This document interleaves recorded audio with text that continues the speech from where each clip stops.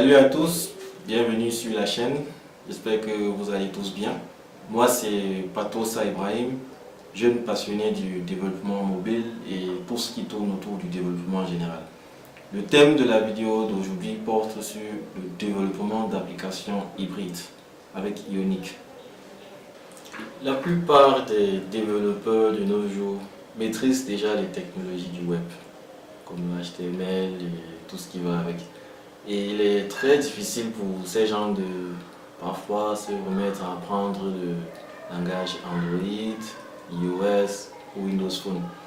Donc c'est alors que nous avons pensé à ce petit tuto qui va leur permettre d'exploiter leurs connaissances pour pouvoir créer des applications robustes avec de l'hybride. Je vous invite tous à être très attentifs lors de cette vidéo et surtout de vous abonner et activer la cloche de notification. Sans oublier de liker, de laisser votre avis en commentaire et de partager la vidéo. Bonjour et bienvenue sur OSS Channel.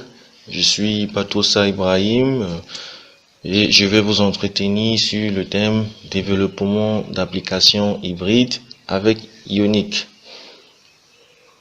Alors, notre plan de présentation, il est divisé en 3 parties. Dans la première partie, nous verrons c'est quoi une application hybride, quels sont ses avantages. En deuxième partie, nous verrons les technologies et langages, la présentation de Ionic. Et en troisième partie, nous verrons l'installation et outils de développement, ainsi que la création d'un projet. Dans la première partie, alors, c'est quoi une application hybride? Eh bien, une application hybride, c'est tout simplement une application qui a été conçue en utilisant les technologies du web et celles du mobile.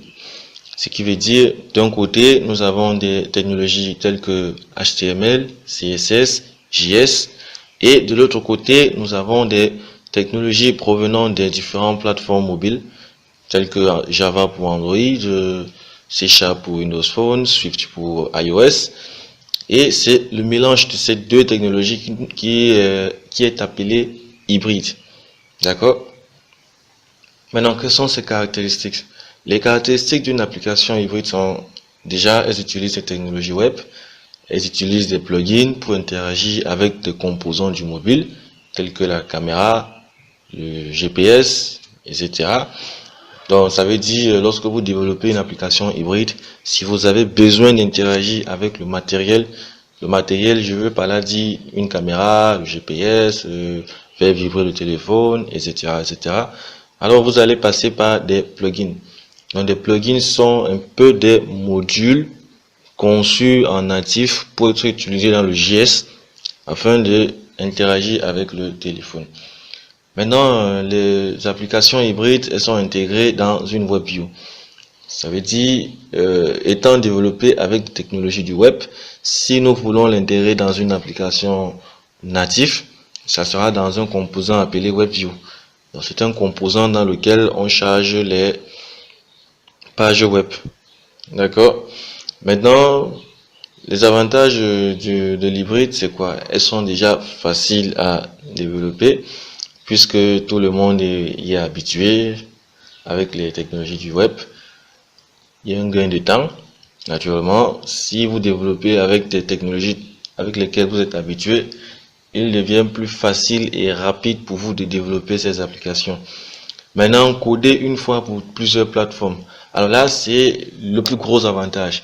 Donc, vous codez votre application en web, et puis en sortie, vous avez une version Android, une version iOS, une version Windows Phone, une version BlackBerry et même une version Windows 10.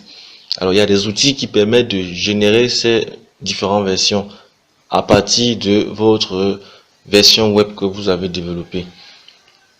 Donc, c'est un peu ça, quelques avantages de l'hybride. On a la deuxième partie, les technologies et langages hybrides. Alors, les applications hybrides sont conçues avec les langages et technologies du web tels que le HTML5, le CSS3, le JS, des frameworks tels que Angular, jQuery mobile, etc. Des outils tels que Ionic, React et plein d'autres. Et le plus important, c'est un outil de génération de code. Exemple, Cordova. Alors, Cordova est le plus utilisé pour générer en sortie une version Android, iOS, Windows Phone. D'accord? Donc, cela implique que si vous voulez développer votre application hybride, soit vous commencez directement à faire vos vues vous-même avec le HTML, CSS, JS, ou alors vous passez par des composants ou des outils qui ont déjà préconçu ces différents composants, tels que le jQuery mobile, mais il est un peu archaïque. Mais des outils plus avancés tels que Ionic et React proposent des composants très proches du natif, ainsi que des interactions très proches du natif. Maintenant, Cordova vous permettra de prendre votre code et le générer en Java pour Android, Swift pour iOS et C# pour Windows Phone. Alors, dans le cadre de cette vidéo, nous parlerons de Ionic. Alors, la présentation de Ionic.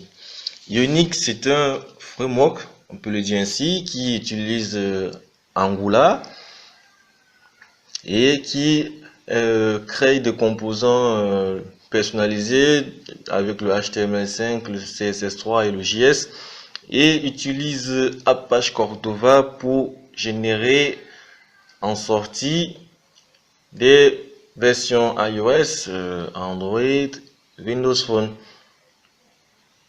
Donc c'est un peu ça la présentation générale de Ionic. Nous entrons dans la troisième partie. Installation et outils de développement. Alors les outils suivants sont nécessaires pour créer des projets Ionic. Node.js déjà, NPM qui est un gestionnaire de package, un éditeur de texte par exemple Sublitex, PHP Storm, etc. Et une bonne connexion internet est requise. D'accord? Maintenant, il faut noter que l'installation de Node.js installe directement NPM sur votre machine. Donc, vous installez juste Node.js et vous avez NPM. Et pour installer Ionic, à la suite, vous tapez la commande npm install g Ionic. Nous entrons dans la création d'un projet Ionic. Avant de pouvoir créer une application à Ionic, vous devez installer Node.js comme on a vu dans les slides. D'accord? Alors pour cela, vous allez sur nodejs.org.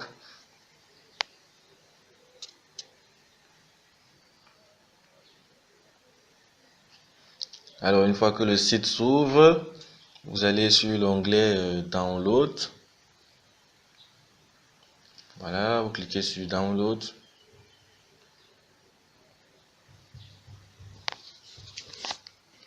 Et en fonction de votre système, vous allez choisir celle qui correspond. Donc moi je suis sur 64 bits, donc c'est 64 bits que je télécharge, mais je l'ai déjà installé dans mon poste. Donc vous aurez juste à télécharger et installer en cliquant sur suivant. D'accord.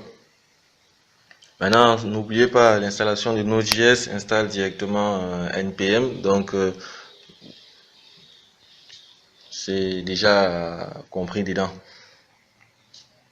Donc, une fois que le téléchargement aura fini, vous allez ouvrir l'invite de commande, parce que là, vous n'avez plus besoin d'installer autre chose. Node.js vient directement avec NPM. Donc, nous allons ouvrir l'invite de commande. Donc, vous pouvez aussi faire Windows R ou aller sur Windows pour rechercher CMD et à partir de là, vous ouvrez l'invite de commande.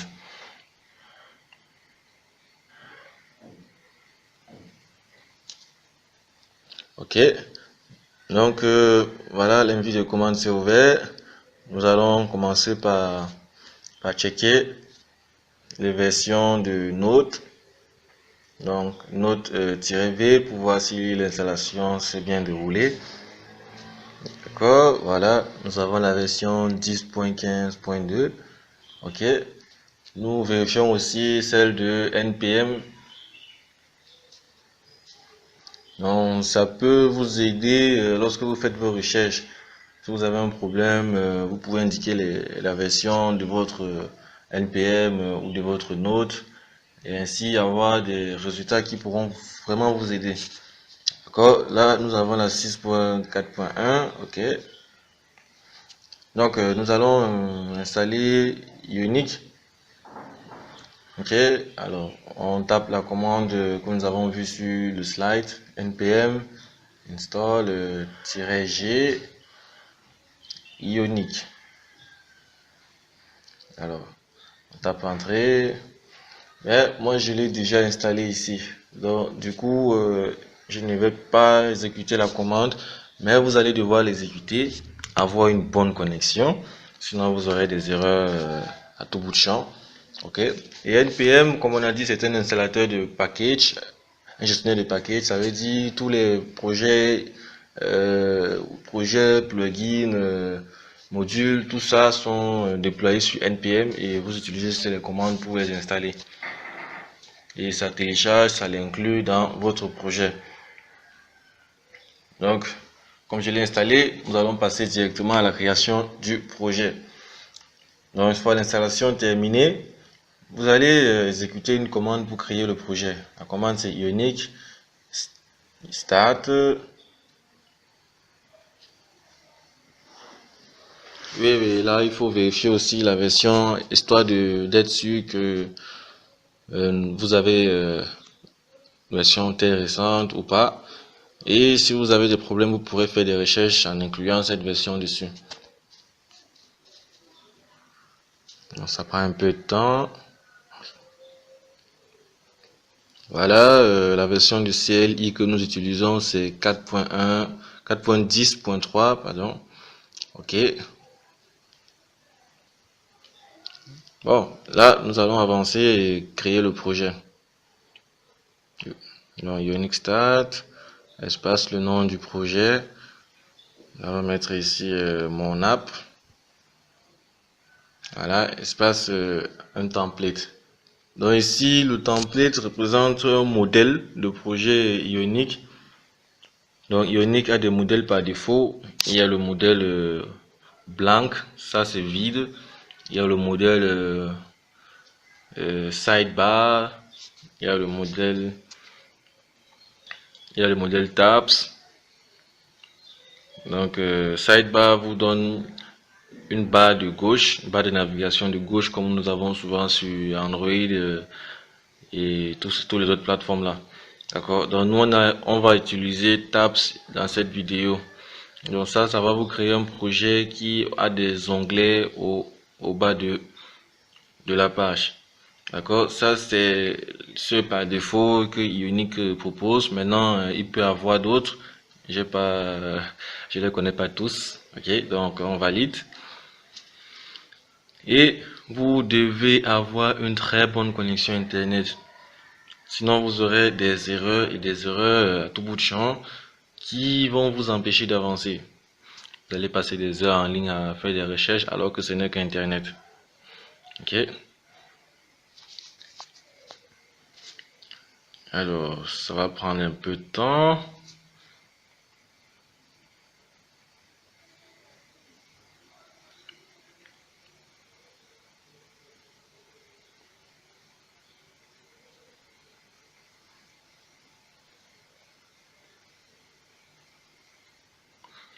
OK. Bon, nous allons aller sur le site d'Ionic pendant que l'installation est en cours, histoire de parcourir un peu.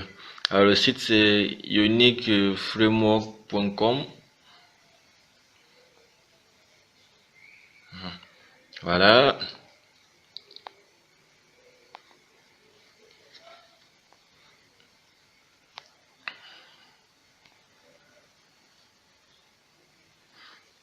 Donc, sur le site Ionic, vous allez avoir des composants qui ont déjà été conçus avec des interactions réelles.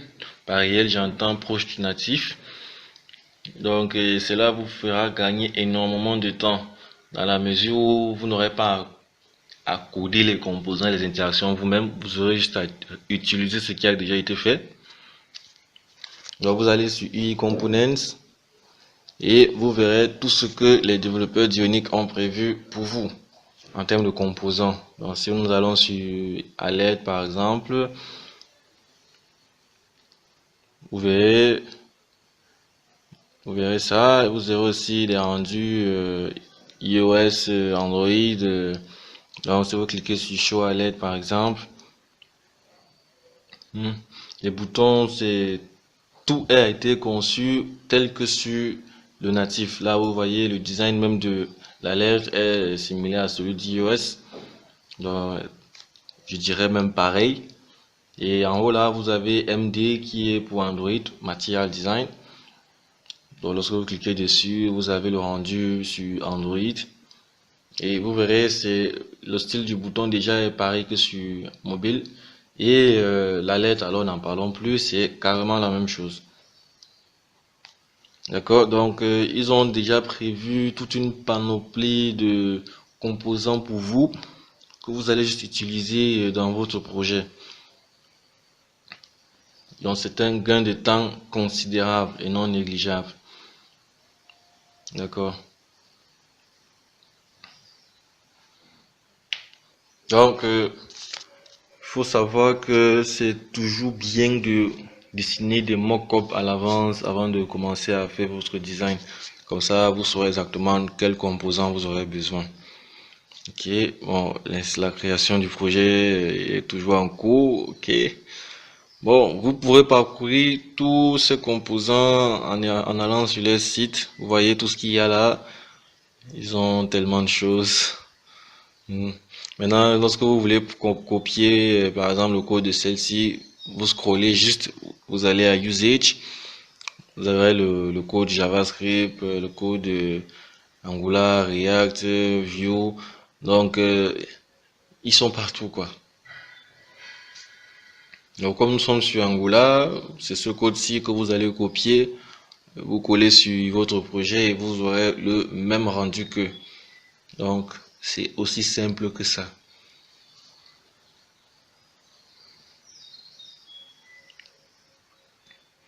Ok, donc là ça allait un peu compliqué ce code-ci, mais c'est quand même assez normal à cause des interactions qu'il y a. Si vous allez sur les boutons, vous verrez que le code pour avoir un bouton c'est juste une seule ligne, alors c'est simple que ça. Et vous avez tellement de paramètres pour customiser vos boutons. Vous voyez, dans le code d'un bouton ce n'est que ça. Copiez juste ça, vous collez, vous avez un bouton unique. Là, ils ont des balises ion bouton, des balises assez customisées. Vous verrez que c'est assez ça, c'est un peu ça la signature, ion icon. Bref, ils ont conçu des balises qui vous permettront de facilement intégrer leurs composants. D'accord, et là vous avez des boutons. Les boutons sont tellement ressemblants aux natifs. Tellement pareil, identique dans la forme, dans les gestuels, les navigations, tout est identique. Bon, et la création du projet toujours en cours, donc je vais poser la vidéo et nous allons revenir après l'installation. La création du projet est terminée. Alors, lorsque la création du projet se crée, vous avez ça, c'est un message comme ceci, d'accord? Alors, une fois la création terminée, la suite, naturellement, nous allons entrer dans le dossier du projet. Ok. Bon, il faut ignorer le message d'upgrade là, c'est parce que moi j'ai installé le mien avant, donc il n'y a pas de souci. Donc vous entrez dans votre dossier du projet, CD, nom du projet, nous c'est mon app. Voilà, ils ont donné une commande déjà que vous pouvez copier-coller directement. Donc voilà, donc étant dans le projet, vous pouvez décider de le lancer, c'est-à-dire l'exécuter pour voir le rendu. Ok, et maintenant vous pouvez aussi exécuter les commandes Cordova étant déjà dans ce dossier. D'accord. Donc là, si vous voulez exécuter le projet, c'est Ionic Surf. Vous tapez entrée Et là, ça va compiler le projet et vous créer une adresse, on va dire un petit serveur sur lequel vous pourrez accéder à votre projet et le tester.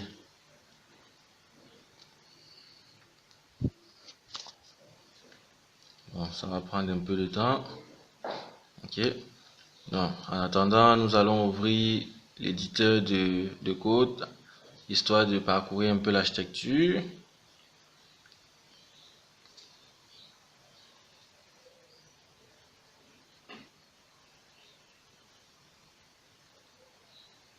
Ok.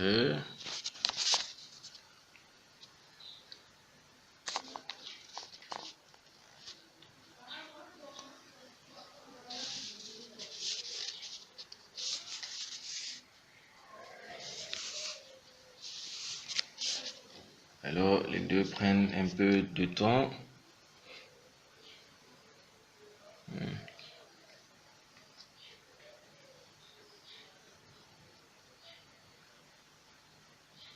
Oui, la commande va prendre beaucoup de temps, donc on va poser la vidéo et revenir à la suite. Ok, le projet a été compilé, donc c'est terminé. Lorsque ça se termine, vous avez des messages assez similaires à celle-ci. D'accord. Maintenant, vous aurez l'adresse du serveur. Voilà, vous copiez juste ça. Copiez ça et puis nous allons sur le navigateur. Vous collez. Alors une fois que vous avez collé, le projet il va s'ouvrir. Voilà.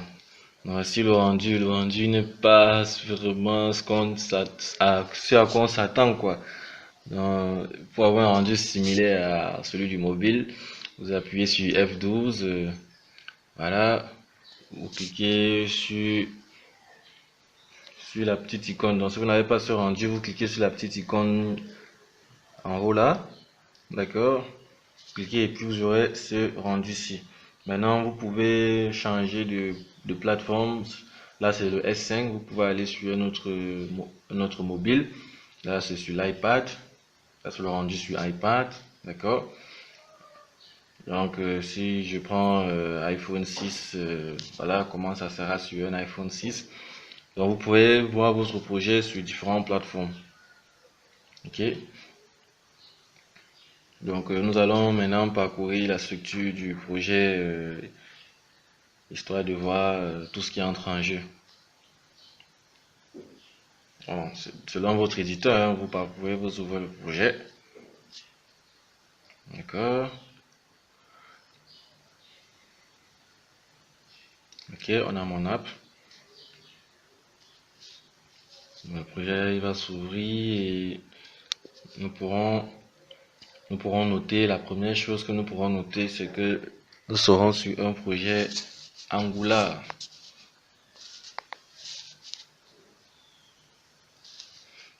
Et cet éditeur, il prend un peu de temps pour charger. Vous savez, il charge les références pour faciliter la navigation.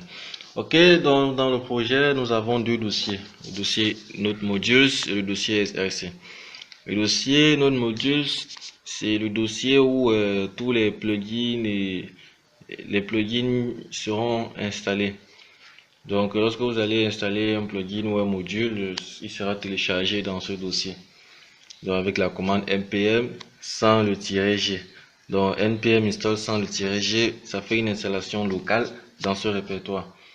Et maintenant, vous pourrez l'utiliser dans le code. D'accord? Ok. Donc, c'est dans ce dossier que les installations locales se font. Si vous ouvrez, vous allez voir les différents plugins par défaut qui ont été ajoutés au projet. Ok. D'accord, donc le deuxième dossier, c'est le dossier SRC. C'est dans ce dossier que vous allez faire carrément tout votre travail. Vous serez toujours dans ce dossier. Ok. Donc le code sera donc le dossier app. Bon, ça charge un peu, ça charge un peu.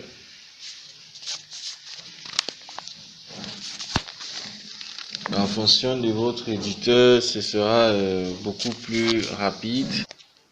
Ok, il prend un peu de temps pour charger. Donc avec un éditeur comme Sublime Text, il sera beaucoup plus rapide. D'accord.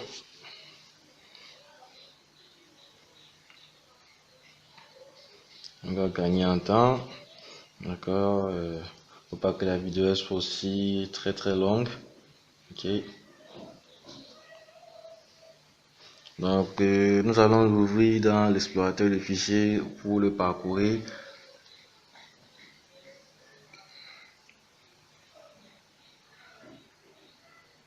Ah, ok, c'est ouvert.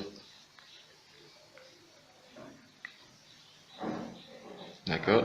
Donc vous allez retrouver le dossier app, le dossier assets. Donc ce sont les deux dossiers dans lesquels vous allez beaucoup travailler. Ok, donc vous allez passer la plupart de votre temps dans ces deux dossiers là. Et vous pourrez noter la présence du fichier index.html qui est naturellement le point d'entrée du projet. D'accord, si on l'ouvre, on va voir voilà. Lorsque vous ouvrez, vous voyez la balise app route ici. Donc c'est dans cette balise que les composants seront chargés. Ok, donc les composants seront chargés dans cette recette balisée là. Dans le dossier app, nous notons d'abord la présence de ces fichiers-ci, qui sont des fichiers Angular, quoi. Donc si vous avez travaillé avec Angular déjà, vous allez reconnaître ces différents fichiers. D'accord, et ce sont des fichiers importants dans le projet. D'accord, l'extension TS que vous pouvez voir ici représente TypeScript. D'accord. Donc il faut quand même connaître un peu de TypeScript. Mais si vous avez travaillé avec Angular, ça veut dire que vous avez travaillé avec du TypeScript. Donc il n'y a pas de souci. D'accord. Donc tout ça c'est une architecture Angular comme vous pouvez voir. Ok, d'accord. Donc nous allons ouvrir le fichier AppRouting. D'accord, c'est dans ce fichier que les routes se font. Donc vous aurez la constante route et c'est dans cette constante que vous allez définir les chemins et le mapping. Ça veut dire pour tel chemin, il faut appeler tel composant ou tel module. D'accord, c'est ici. Vous avez donc app module, app.module.ts, on va l'ouvrir. Alors dans ce fichier, vous verrez, c'est le module d'entrée quoi. D'accord, donc dans ce module, vous allez charger vos composants, charger les plugins, les services, tout ce dont vous allez utiliser dans le projet. D'accord, donc un module c'est juste un point d'entrée pour regrouper différents composants qui ont, on va dire, le même contexte quoi. Donc on peut créer un module pour par exemple la gestion des étudiants et à l'intérieur nous aurons des composants pour gérer les étudiants. D'accord, donc c'est un peu ça. Ok, donc à l'intérieur nous aurons peut-être des composants comme créer étudiant, lister étudiant, des trucs qui vont dans le même contexte. Donc c'est un peu ça. Donc le module regroupe des composants. Ok. Donc maintenant vous pouvez voir ici par exemple app component qui est un composant. Maintenant un composant c'est quoi? Un composant est composé d'un fichier TS et d'un fichier HTML qui vous permettent de créer une vue et de gérer ses interactions. Aussi simplement que ça. Maintenant, il est réutilisable. D'accord. Maintenant, le app component.spec, comme vous voyez là, c'est un fichier juste pour décrire le composant, donc il n'est pas obligatoire du tout. D'accord. Donc, un composant est un élément qui permet de gérer une vue, ses interactions et l'accès au service. Un module, c'est on va dire, un module, c'est un élément qui regroupe des composants en son sein qui permettent qui permettent de faire des trucs dans le même contexte, quoi. D'accord? Donc dans App Module, vous avez l'importation du fichier app routing que nous avons vu tout à l'heure. D'accord? Donc nous importons cela et puis un peu plus bas, vous avez l'importation du app component et ici vous verrez la déclaration. Donc la déclaration, c'est quoi? Nous avons créé des composants et nous devons le déclarer dans le module dans lequel ils seront utilisés. D'où la ligne déclaration. Pareil pour les modules, vous avez des modules, il faut l'importer et c'est dans import. D'accord? Donc dans import, vous importez les modules. Dans déclaration, vous déclarez vos composants. Ok, aussi simplement que ça. Dans providers, c'est vos services. D'accord? Ici, dans providers, vous déclarez vos services. Status bar, ici, par exemple, il se permet de gérer la barre de statut sur Android ou sur iOS, Windows Phone. Cette barre en haut où on peut voir la batterie, l'heure, etc. Maintenant, splash screen, c'est l'écran que l'on voit souvent avant que l'application s'ouvre, où on affiche le logo. Ok, donc nous déclarons app component dans la déclaration là-haut. Vous voyez ici le fichier app routing qui est également importé dans import, comme on le disait. Donc c'est dans import que vous le mettez. Vous avez d'autres modules ici. Donc en recap, déclaration c'est importation des composants. Import c'est importation des modules. Ok. Et providers les services. Donc là, vous notez ng module qui vous permet de déclarer ou de décrire toutes ces choses que nous venons de dire. Et là, vous avez export classe app module qui est la création même de la classe. D'accord? Mais c'est tout ceci qui définit le comportement de ce module. Ok? Bon, si vous ouvrez app component, vous verrez app component qui est le composant par défaut, déjà le composant par lequel tout va passer. Ok, donc dans ce fichier, nous allons voir la déclaration du composant qui est avec le @component. Nous avons un sélecteur qui est app_root. Donc ce app_root, c'est le app_root que nous avions vu dans l'index.html. D'accord, donc ça représente la balise dans laquelle nous allons charger le contenu du composant. Donc si vous venez dans index.html, vous allez voir le app_root en question, cette balise. D'accord, ce qui veut dire que le fichier HTML ou le HTML le rendu du app component sera chargé dans app_root.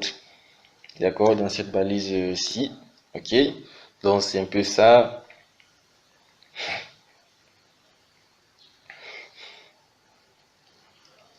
Donc nous verrons ensuite template URL.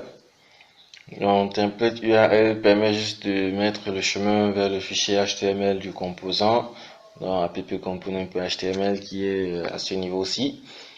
D'accord, donc le chemin est relatif. Ok, donc en entrant dans le code du composant avec export class app component, vous allez noter la présence d'un constructeur dans lequel charger vos choses. Et puis là, nous avons une fonction initialize app. Donc pour créer une fonction dans TypeScript, vous n'avez plus besoin de mettre fonction. Donc vous mettez juste le nom de la fonction, vos paramètres et puis vous entrez dans le corps. Donc voici à peu près de manière basique le contenu d'un composant. Donc vous avez le app_component.spec qui, comme je le disais, ce n'est pas obligatoire du tout. Il vous permet juste de décrire votre composant. Ça veut dire décrire des choses qui vont se passer ou des actions avant, c'est-à-dire before each là par exemple, c'est avant une opération ou avant l'ouverture du composant, effectue ces opérations-ci. D'accord, c'est à peu près à ça que ça sert. Donc on n'utilise pas beaucoup, mais c'est en fonction du besoin. Ok. Et ça s'est fait de manière asynchrone, comme vous pouvez voir, async à ce niveau-là. Ok. Donc c'est à peu près son utilité. Il y a plein d'autres choses que vous pouvez faire ici. D'accord.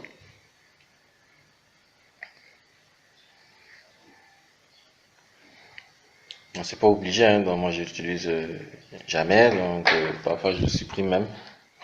D'accord, donc nous allons entrer dans le fichier dans Tabs. Nous allons ouvrir Tabs. Donc vous allez ici voir ici tab1.module.ts, tab1.page.html. En gros, vous avez ce que nous avons vu là. Dans Tabs, nous allons dans Tabs tout d'abord. Dans Tab, c'est le point d'entrée des autres différents tab 1, tab 2, tab 3. Donc, vous avez d'abord le tabs.module.ts. OK. Et à l'intérieur, vous verrez la déclaration du composant tab page, les différents modules qui ont été importés. Donc, ici, vous verrez qu'ils ont créé notre module pour le routage. Voilà, si on l'ouvre là, nous verrons comment le routage se passe. Donc, si j'ai le chemin tab/tab1, d'accord, ça veut dire si on est dans une page qui est /tab/tab1, /tabs provient de ce premier path-ci là. Donc, vous voyez la constante route qui est là, donc qui permet de créer la route. Et elle est effectivement importée de Angular /route.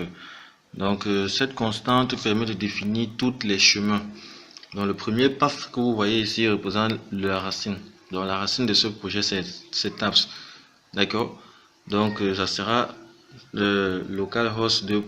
votre port /tabs. D'accord.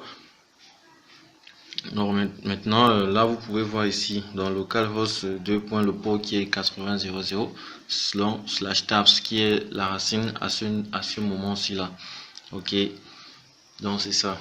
Maintenant, component, le composant qui doit gérer cette page. Dans ce chemin, quel composant va le gérer? Donc, ça sera tabs page. C'est défini à ce niveau. D'accord? Maintenant, si un chemin a des enfants, vous le mettez dans children. Dans children, ici par exemple, vous avez tab1 qui à ce moment devient tabs/tab1. OK, donc localhost 2.81.0.0 /tabs/tab1. OK, et ils ont défini ici un enfant qui a path qui est à vide. OK, donc si ce n'était pas vide, on aura tab/tab1 qu'ils j'ai mis dedans. D'accord, et ils n'ont pas mis de component ici. D'accord, ils ont plutôt voulu attribuer à ce chemin un module. OK. Donc vous voyez là dans children, le chemin il est vide. Donc le chemin il est vide, ce qui signifie que le chemin complet sera tab/tab1 et il sera géré par le module tab1 page module. Donc ils ont fait pareil pour tab2 et tab3 et ainsi de suite. Donc c'est un peu ce modèle que vous aurez à suivre quand vous faites vos routes. D'accord. Donc maintenant, après avoir créé le fichier de routage que vous voyez, ils ont créé un module. Dans le module, on a importé le fichier de routage en question. OK, et on a déclaré le composant qui doit gérer le seul composant qui est même dans ce module tabs page. D'accord. Donc dans ce tabs.page.ts, vous avez le composant en question et le sélecteur qui est apptabs. Ça veut dire le contenu de ce composant sera chargé dans apptabs. Le chemin du template URL et puis là vous avez style URL. Donc ça permet de définir le chemin de vos fichiers CSS. Donc c'est un tableau. Donc si vous avez plein de fichiers CSS personnalisés, vous pouvez les charger. Maintenant dans le HTML de ce composant, il est assez basique. Vous voyez, il y a juste les onglets du bas. Donc tab 1, tab 2, tab 3 qui sont exactement ce que vous pouvez retrouver ici au bas. OK. Donc là vous verrez tab1.page.ts. donc elle sera chargée dans la balise Ion Router Outlet dans App Component. Donc n'oubliez pas, le contenu de App Component est chargé dans App Route qui était dans Index. Ok. Maintenant dans App Component, vous verrez il y a une seule balise Ion Router Outlet.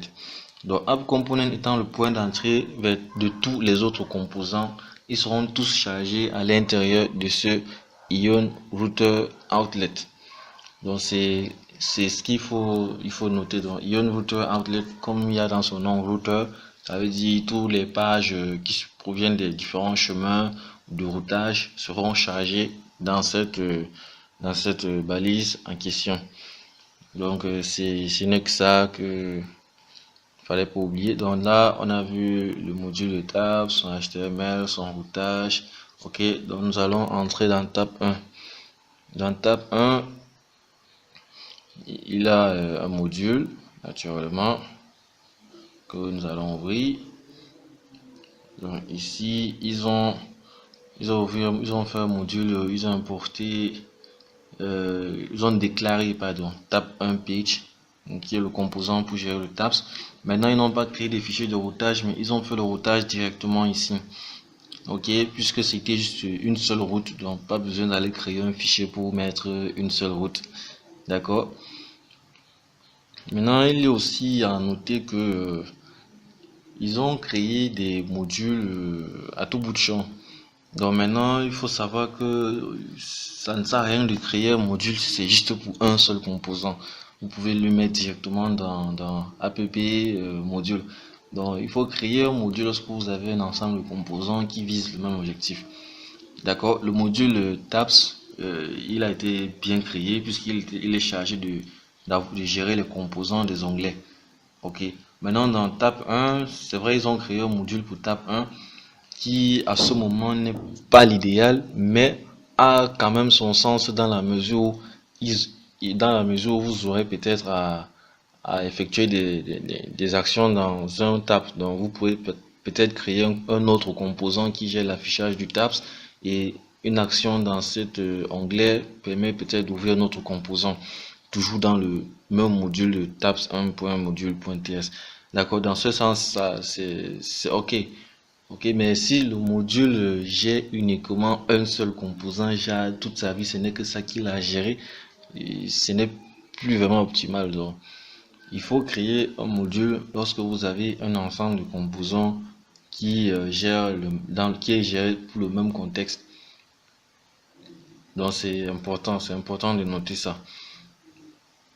Là vous verrez un seul composant. Donc comme il y a un seul composant, ils ont juste fait le routage directement ici. Ok, donc sûrement si d'autres composants vont entrer en jeu, puisque c'est un modèle de projet, donc peut-être vous aurez à créer un autre composant, vous allez l'exporter.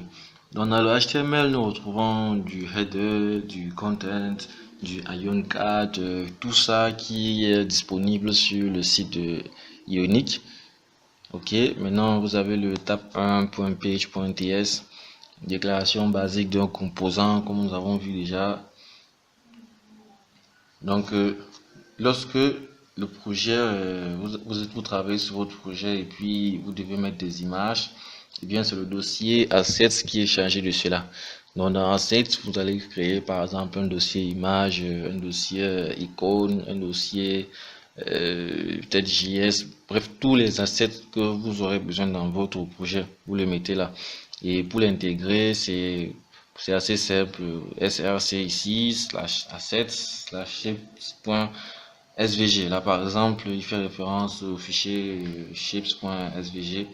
Donc c'est assez simple.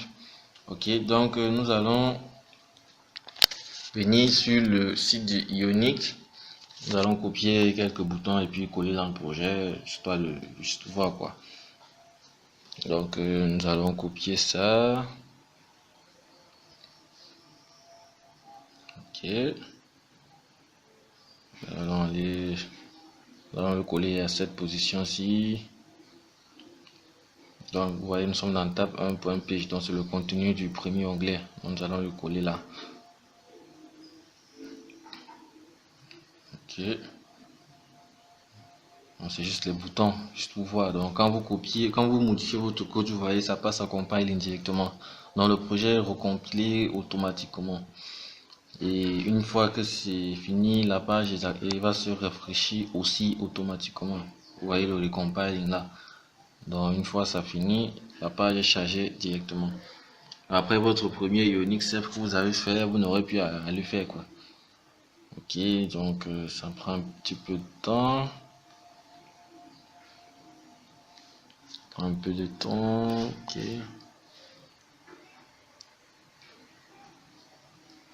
Bon, les gens qui ont des machines plus performantes que les miennes, ça sera plus rapide. Donc, voilà, ça se rafraîchit, ok. Et vous voyez les boutons ici sont du style iOS, quoi. C'est aussi simple que ça. Tout ce que vous avez à faire, vous venez sur le site, vous copiez, vous collez, ça compile, vous voyez, vous customisez les textes, le rendu pour qu'il soit exactement comme vous l'avez dessiné dans vos mock-up, quoi. Donc c'est aussi simple que ça. Donc une fois que vous avez fini de coder le projet en soi et que vous voulez l'exporter en Android, iPhone, etc., ok, il faut aller en invite de commande. On va arrêter la compilation. Ok, vous pouvez faire CTRL-C. Voilà, great. Voilà. Donc pour pouvoir générer les versions d'application, vous devez donc installer Cordova, donc npm install -g Cordova. Donc on a vu dans les specs que Cordova permettait de générer les projets en Android, iOS, Windows Phone. Donc cette commande va vous permettre de l'installer de manière globale et pouvoir l'utiliser dans tous vos projets Ionic. D'accord, c'est aussi simple que ça. Donc maintenant, moi j'ai déjà installé ça dans ma machine. Donc n'oubliez pas, il faut avoir une bonne connexion internet, hein, donc, sinon vous aurez des erreurs. Donc, après ça, la première chose qu'il faut faire donc après l'installation, justement après cette installation, selon la doc, vous devez indiquer à Cordova que votre projet aura en sortie Android. Donc nous allons faire donc Ionic Cordova, plateforme, add Android. Donc maintenant ici vous pouvez mettre soit Android, soit iOS, soit Windows, selon la plateforme que vous souhaitez ajouter. Vous pouvez ajouter toutes les plateformes, d'accord. Et maintenant, après avoir acheté les plateformes, vous aurez à générer maintenant. Voilà, nous allons faire avec Android. Tapez entrée, ça va prendre quand même beaucoup de temps. Donc je vais pauser la vidéo. Ok, là la commande est terminée. Donc Android a été ajouté à la liste des plateformes que nous pouvons exporter le projet en. Donc, si on vient dans le projet, normalement il y aura un dossier plateforme qui va apparaître. C'est pas encore là, donc c'est sûrement pas encore actualisé. Bon, nous allons aller sur l'explorateur. Donc le dossier plateforme, s'il est apparu, comme vous pouvez le voir, et à l'intérieur nous avons le dossier Android. Ok, ce dossier Android, c'est un projet Android en soi. C'est-à-dire vous pouvez l'ouvrir sur Android Studio, le modifier, le compiler. Le dossier plugins, qui est un dossier qui rassemble tous les différents plugins de votre projet. Donc là, ça rassemble ces plugins pour pouvoir les exporter dans les différentes plateformes que vous avez ajoutées dans Platforms. Donc c'est ça son utilité à lui. Donc après ça, vous pouvez générer le projet. Donc pour générer le projet, vous tapez Ionic build Cordova, pardon, build Android. Ok, si c'était iOS, vous aurez fait Cordova build iOS. Donc ça va prendre beaucoup de temps pour générer. Non, mais il faut savoir qu'avant de taper cette commande, vous devez vous assurer d'avoir le SDK d'Android. Donc, dans ma machine, je n'ai pas cet SDK, ce qui veut dire la commande ne va pas aboutir. Voilà, la compilation, il prend un peu de temps. Donc, je vais mettre en commentaire un lien pour télécharger Android Studio. Là, vous pourrez l'installer et puis compiler vos projets sans souci. Donc, comme moi, je n'ai pas encore ça, cette commande ne pourra pas aboutir. Donc, c'est un peu ça. Mais lorsque la commande s'exécute jusqu'au bout, vous aurez votre APK que vous pouvez installer sur votre téléphone. Nous allons arrêter la création de projet à ce niveau. Ok, si vous avez quelques soucis ou des préoccupations, vous pouvez le mettre en commentaire. Je vais les parcourir et puis essayer de les résoudre un à un. D'accord. Nous sommes arrivés au thème de cette présentation. Nous allons conclure avec quelques conseils. Donc, le premier conseil que je peux vous donner, c'est de toujours vérifier votre stabilité, disons la stabilité de votre connexion Internet. Parce que toutes les commandes npm install, ionic start utilisent Internet. Et si votre Internet n'est pas stable, alors vous aurez plein d'erreurs et vous allez passer votre temps à faire des recherches en ligne inutilement, alors que c'est Internet le souci. Donc, il faut faire très attention. Assurez-vous d'avoir une bonne connexion Internet stable lors des installations. Donc, deuxième conseil, c'est toujours de pouvoir, c'est-à-dire de commencer avec des mock-ups. Ça veut dire vous dessinez à peu près à quoi vous voulez que votre application ressemble avant de commencer à faire le projet sur Ionic. Là, ça vous permettrait de savoir quels composants utiliser et comment le customiser. Donc c'est l'idéal en fait. D'accord? L'autre conseil, de, c'est d'avoir une bonne base en Angular avant de commencer. Donc, c'est-à-dire essayer de faire quelques recherches sur Angular, TypeScript, son environnement, comment il fonctionne. D'accord. Dans cette vidéo, on a juste eu un bref aperçu, mais il serait idéal d'approfondir. D'accord. Donc, avoir de bonnes notions sur Angular et TypeScript sera un atout pour aller plus vite. Un autre conseil, c'est ça concerne la génération des applications iOS. Donc, comme j'ai dit dans la vidéo, vous ne pouvez pas le générer directement sur votre machine Windows. Donc, il faut il faut virtualiser Mac OS quoi, sur votre Windows avec VirtualBox ou VMware. Ça vous éviterait c'est-à-dire d'acheter un Mac qui coûte très cher. Donc, c'est plus facile de les virtualiser dessus. D'accord, donc pour tester vos applications Android, si vous n'avez pas d'Android, vous pouvez utiliser Genymotion qui vous propose des émulateurs légers, c'est-à-dire ça ne bouffe pas trop votre RAM, donc c'est assez léger. Donc vous l'installez et puis vous créez un émulateur et vous testez vos applications dessus. Donc c'est aussi simple que ça, c'est pas lourd, c'est léger, ça ne bouffe pas votre RAM. D'accord? Donc voilà quelques petits conseils que je peux donner là comme ça. Maintenant, je vous attends en commentaire quoi. Merci. J'espère que la vidéo vous a plu et que vous avez pu apprendre de nouvelles choses. Alors n'oubliez pas de vous abonner, d'activer la cloche de notification, surtout de liker. Laissez votre avis en commentaire si vous avez des questions, puis partagez la vidéo. A très bientôt sur OSS Channel pour de nouvelles vidéos.